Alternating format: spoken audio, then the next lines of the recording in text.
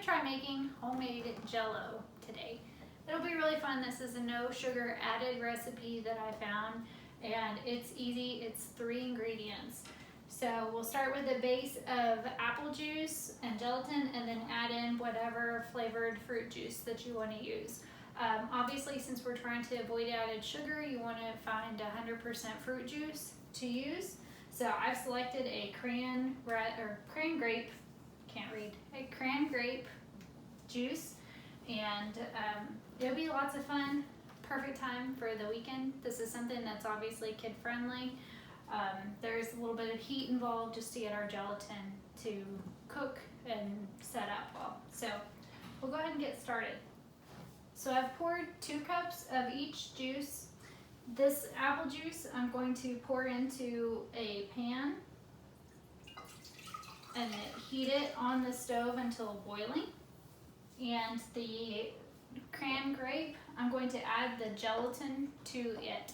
If you were wanting a vegetarian option, you could use agar, as gelatin is an animal product. The recipe calls for 2 tablespoons of gelatin. What I can get at the store is in packets, and each one of the packets is over 1/2 of a tablespoon. So I'm going to just add in all 4 of the packets, and it's going to be a little bit more, but the Jello should be just fine. Maybe a little bit stiffer texture, more like the Jello jigglers rather than the standard Jello.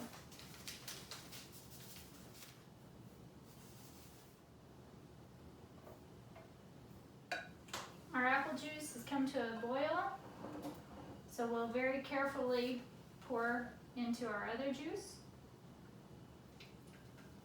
to dissolve the gelatin. Give this a stir. So we'll pour into our 9x12, or I have a 9x13 pan here. At this point you could add your fruit if you wanted to. I'm going to leave it plain just to follow the recipe. Now we'll place this in the fridge for a couple hours of being refrigerated.